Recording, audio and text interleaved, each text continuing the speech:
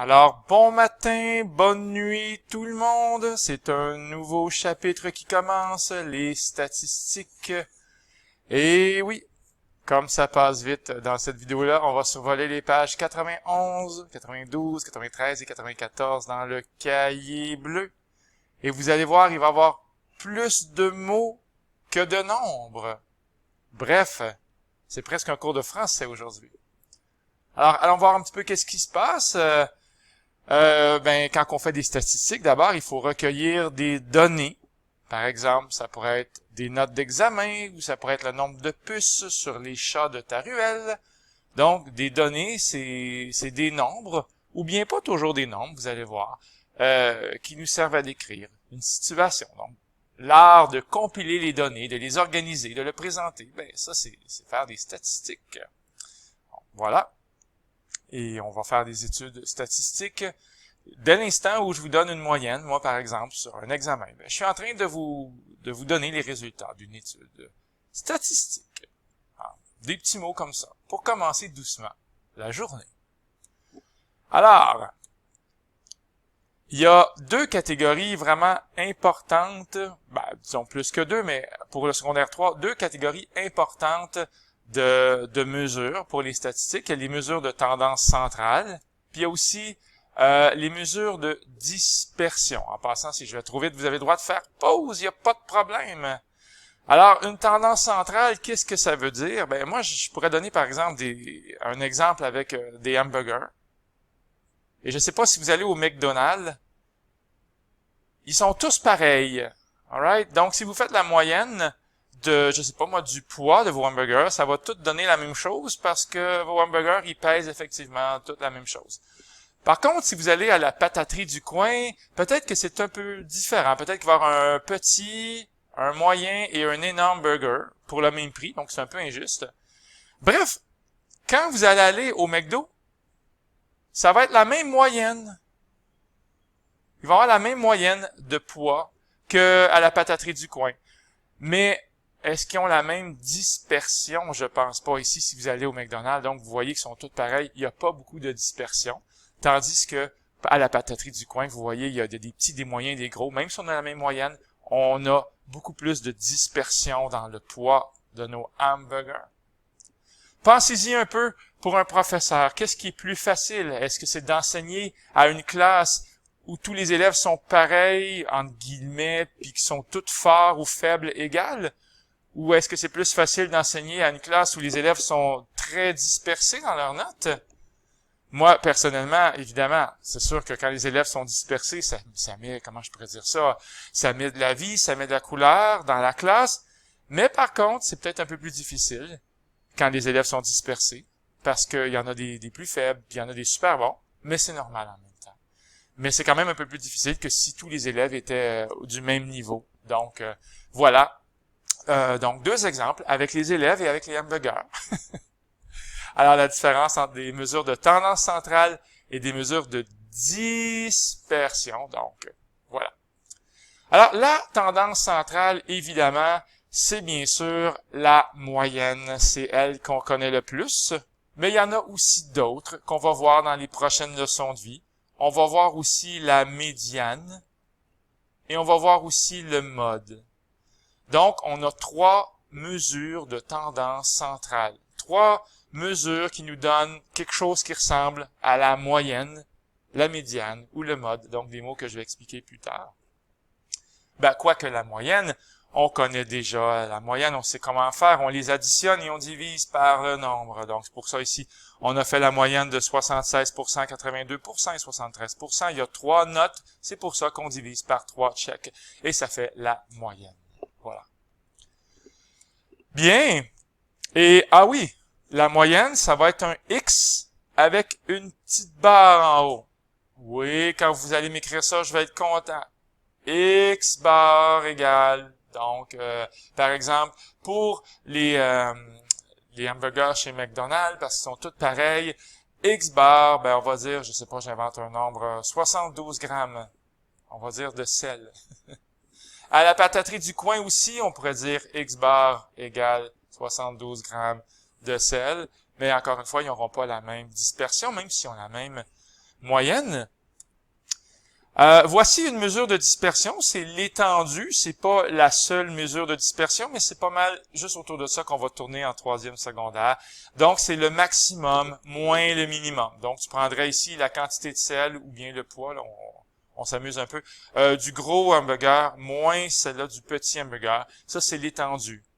Avec les élèves, ce serait le plus fort, moins le plus faible, quand on compare, quand on fait l'étendue des notes de l'examen. Donc, on prend un E majuscule pour étendu, et c'est le maximum moins le minimum. Alors, dans l'exemple ici, on aurait donc 9% d'étendu. Alors, j'espère que cette page a été claire. La différence entre mesure de tendance centrale, qui est moyenne, médiane et mode. Tiens, je vais réécrire le mot moyenne ici. Et mesure de dispersion, qui est vraiment pour nous donner si les données sont toutes dans le même moton, comme on dit en bon québécois, ou pas du tout dans le même moton. Et on poursuit. Bon, habituellement, c'est intéressant d'avoir un sujet d'étude. Avant de faire des statistiques, on aimerait ça savoir de quoi qu'on parle. Et j'insiste sur deux mots. Donc, la population et le caractère étudié.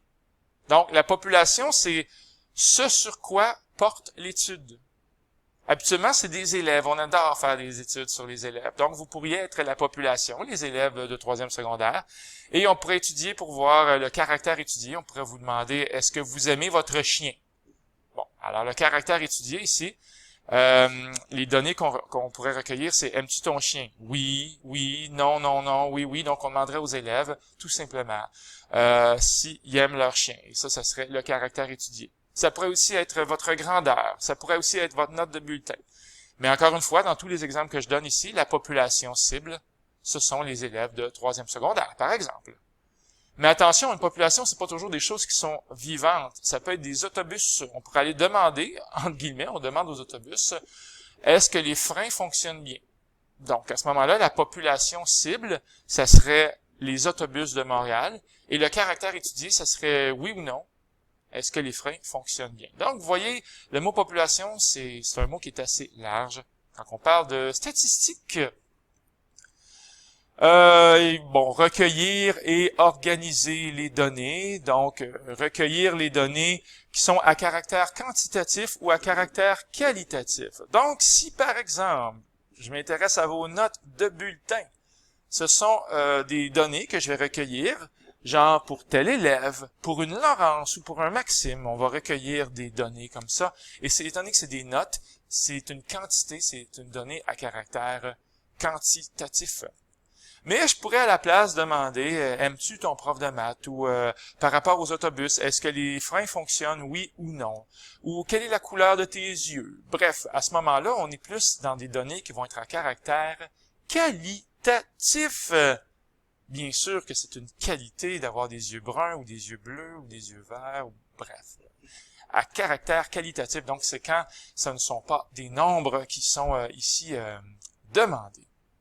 OK. Mais ça, c'est des mots que vous connaissiez déjà, peut-être un peu déjà. Habituellement, on aime ça poser une question qui est non biaisée. Ça veut dire ça, une question qui est non biaisée, ça voudrait dire, sachant que Justin Bieber est vraiment le plus beau chanteur au monde, est-ce que t'aimes ses chansons? Oui ou non? Alors là, ici, la donnée, c'est le fait d'aimer ou pas Justin Bieber, donc c'est à caractère qualitatif. Mais on avoue que la question est quand même un peu biaisée. Du genre, je dis vraiment que c'est un beau bonhomme, puis hey, t'es mieux de dire que ses chansons sont belles, sont bonnes. Donc, on fait attention de ne pas poser des questions biaisées. Et lorsqu'on pose la question à tous les élèves de secondaire 3, donc à toute la population qui est concernée, ça s'appelle un recensement. Un recensement pour des humains et un inventaire pour des autobus. Si on va voir tous les autobus, on appelle ça un inventaire. Donc, un inventaire, c'est quand c'est pas vivant. En passant au Canada, il y a un recensement, je ne sais pas si c'est aux 5 ou aux 10 années. Je pense que c'est aux 5 années. Donc, on compte le nombre de Canadiens. Donc, ça, c'est pas juste un sondage. Un sondage, c'est un Canadien de temps en temps, ou un élève de secondaire 3 de temps en temps, ou un autobus sur 5, on va aller voir les freins. Mais quand c'est un recensement, c'est vraiment tout le monde. Donc, voilà. Et quand on fait un sondage, donc quand on va pas voir tout le monde ou tous les autobus, ben il faut essayer de prendre un échantillon représentatif. Donc ça veut dire on va prendre des autobus pas dans la catégorie des autobus brisés là. Ou pour Justin Bieber, on va pas juste demander aux filles. Donc on essaie de prendre un échantillon qui regroupe un peu tout le monde. C'est ça que ça veut dire un échantillon représentatif. Et on peut s'obstiner souvent entre mathématiciens. Ah, moi, je pense que, je sais pas, moi, tel médicament fonctionne. Oui, mais t'es allé voir juste du monde en santé, ton échantillon n'était pas représentatif. Donc, on fait attention de prendre des échantillons représentatifs. Voilà. Quand on fait un sondage. En passant, quand vous allez à l'épicerie puis vous regardez vos fraises, là, est-ce que vous les regardez toutes? Ou vous les regardez juste les fraises qui sont sur le dessus puis qui sont visibles, hein? Vous n'allez pas regarder toutes les fraises à l'intérieur. Mais vous êtes en train de faire un sondage à ce moment-là. Vous regardez les quelques fraises que vous pouvez voir, puis vous dites, ah, étant donné qu'elles sont belles, je suppose que toutes les fraises dans le reste du panier sont belles également. Alors ça, c'est un sondage. Même si vous n'y pensez pas, c'en est un. En mathématiques, on va vous demander de faire des tableaux de dénombrement. Donc, on met des petites coches comme ça. Je préfère le canot, le soccer.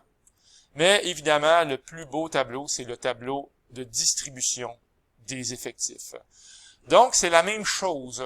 Je sais pas si vous réalisez, là, mais pour le soccer, il y a 10 petits traits, puis c'est la même chose ici. Donc, 10 petits traits. Donc, il y a 10 personnes qui aiment le soccer. Évidemment, c'est lui qu'on préfère, le tableau de distribution. Et n'oubliez pas le total lorsqu'on va vous demander de faire des tableaux de distribution. C'est important. Fréquence. Fréquence, ça veut dire combien de fois ça l'arrive. En fait, ça devrait être écrit ici plutôt fréquence relative. Donc, 33,3%. Alors, évidemment, c'est un mot qui va faire partie de votre vocabulaire. Luc, c'est ta conscience qui parle. Oublie pas de leur dire que l'effectif, ça veut dire il y a combien de gens qui aiment le canot, par exemple. C'est un effectif de 12. Ça peut être des gens, mais ça peut être aussi un effectif d'autobus. Donc voilà, un petit mot sur effectif. Voilà. OK, présenter, interpréter les résultats. Bon, d'accord, des petits mots qu'on peut écrire rapidement. Et je termine avec un petit mot sur les diagrammes, des diagrammes à bande, des diagrammes à ligne brisée, des diagrammes circulaires que vous avez déjà vus. On va quand même les revoir dans les prochaines secondes. Mais cette année, on va voir un histogramme et un diagramme de quartile. Ça, c'est vraiment ici du secondaire 3. Donc, je vous invite à faire pause si vous voulez prendre le temps d'écrire ces mots-là. C'est vraiment ici l'objectif pour cette année, joie exaltatrice. Et voilà, je vous avais dit qu'on avait vu déjà des diagrammes à bande et des diagrammes à ligne brisée. Donc, voilà. On va essayer d'ouvrir un petit peu l'écran ou peut-être juste de déplacer la fenêtre comme ça. Voilà, c'est fait. Donc, un diagramme à bande, c'est ce qui est à gauche. Un diagramme à ligne brisée, c'est ce qui est à droite. Je vais tasser ma photo. Voilà. Voilà, c'est fait. Donc, un diagramme à bande, c'est lorsque c'est qualitatif.